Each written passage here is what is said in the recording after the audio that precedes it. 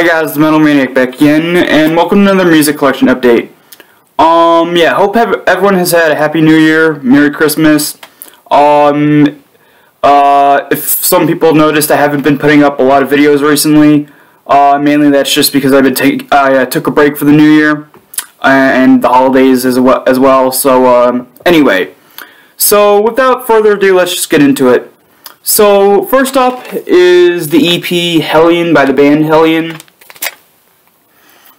This is their debut EP, and, I believe, sorry, I had to check for a second, but yeah, it's a 1986 re-release. The original release doesn't have artwork, only the logo. So, and also, I believe, if I remember correctly, yeah, it has more songs than the original version. Really underrated band, kind of hard to find some of their albums, especially, you know, the earlier stuff. But, yeah, really cool. Alright, next up was another album that was really hard to find. I think out of all these albums, this next one was the most difficult to acquire.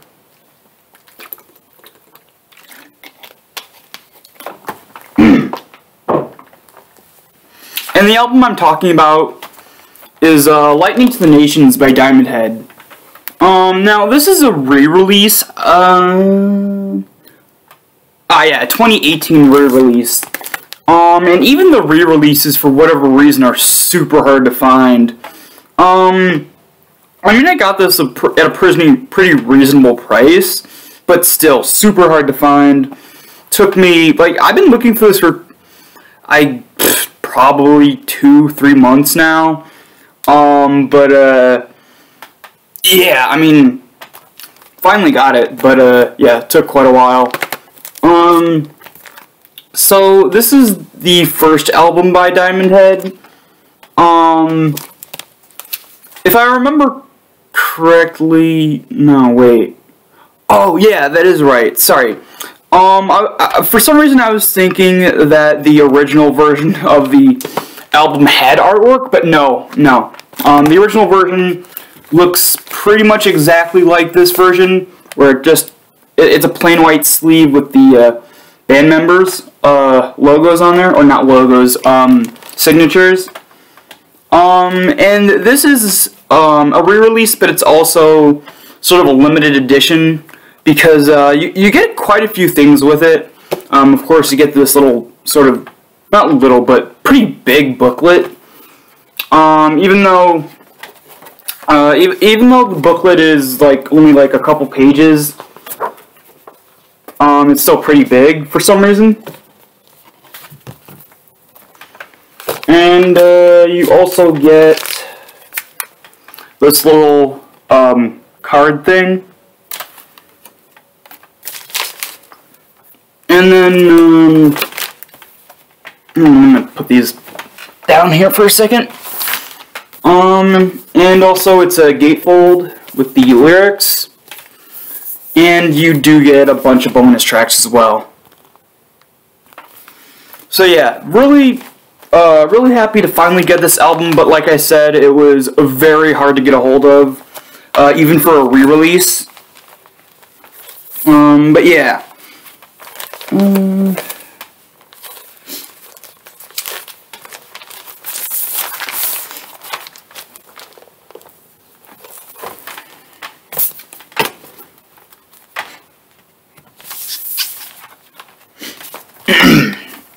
Alright. Let's see. Next up is a pretty underrated thrash metal band, Lethal Shock. This is their debut album, Evil Aggressor.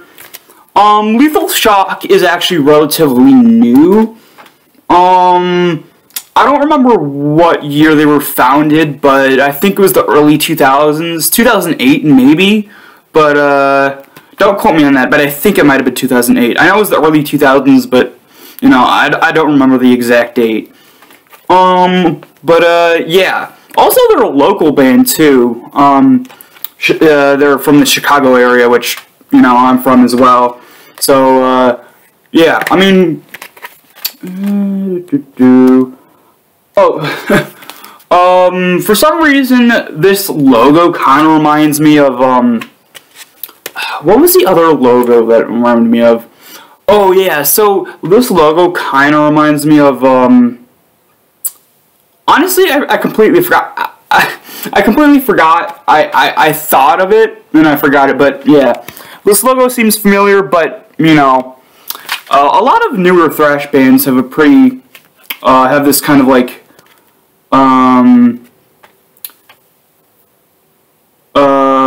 sharp, kind of, jagged kind of logo, which, you know, I think it looks really, really cool. Yeah, sure, a lot of thrash bands now, like I said, have this kind of overall style of logo, but, you know, even though, you know, it's not that unique, I still really like the design.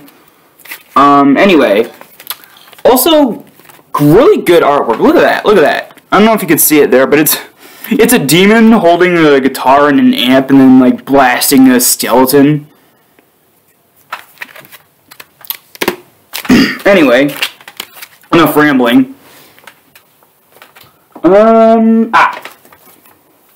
Next up is the album The Pentagram by Apocalyptic Raids.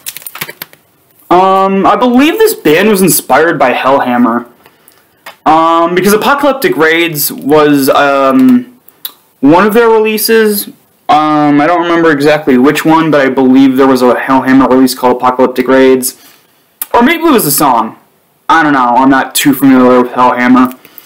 Anyway, but, yeah, this is, oh yeah, this is their comeback album, not Hellhammer, Apocalyptic Raids.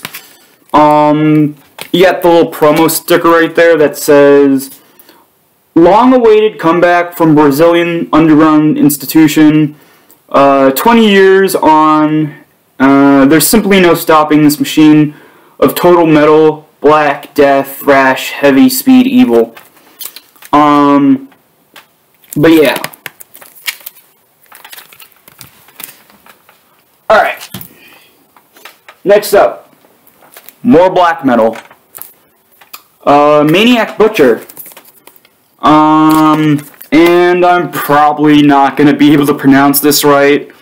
The album title is Lucian Antichrist, I believe it's called. Yeah, my local record store had a few of their albums, but, I don't know. I've never heard of these, and I was really curious to hear what they sounded like, and, so I just picked up the album that had the best looking album art, to me. Another interesting thing about, this album is that, it looks like some songs aren't even in English, which is interesting.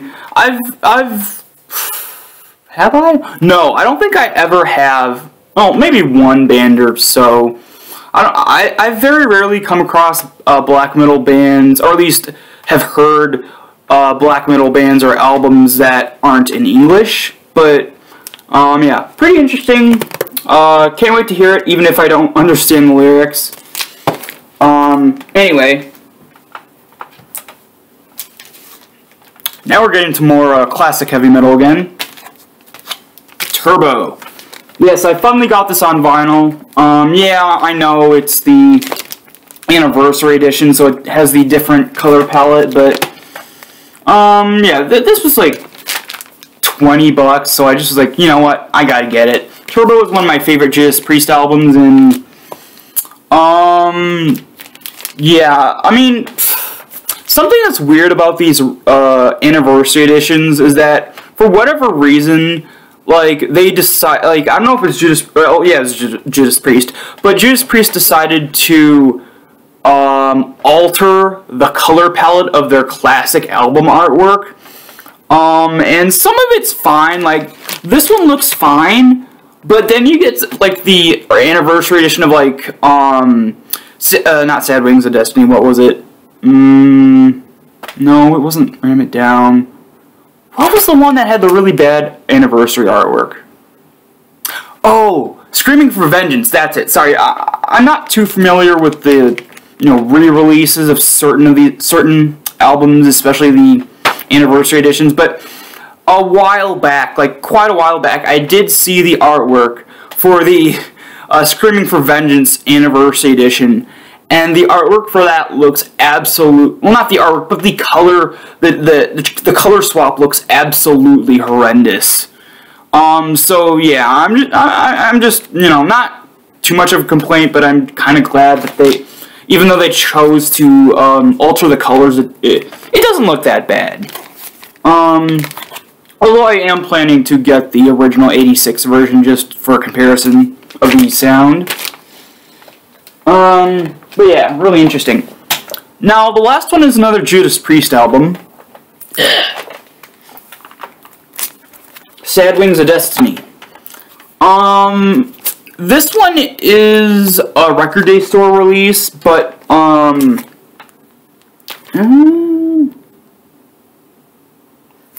but for some reason, I wasn't really made aware of this particular release until recently. Like probably 3-4 weeks after its actual re-release. I don't know why, but I don't know. I just wasn't aware of this one. Usually, in terms of Judas Priest and Iron Maiden, I'm usually like on top of announcements and stuff, and when stuff's being released. But for some reason, this one kind of like slipped by my radar. Yeah. By the looks of it, I've listened to it too. I am gonna do a video comparing this and the original release, like right after this video. But just from looking at it when I first got it, it seems like they did also kind of like with the anniversary editions of the other albums, the other classic albums. They not as much as some other ones, but they kind of slightly altered the color palette. If you see here, I don't know if you could really see it with the glare on the thing, but the color palette is definitely a lot darker. Now, they didn't switch colors, they just sort of darkened it all. You can see kind of it's a lot darker of a color palette than the original artwork. Yeah, really cool though. I do like it, but that's just something I noticed, is that the artwork for some reason is a lot darker in color. Alright, so that's it for this video. Hope you guys enjoyed, and I will see you all next time.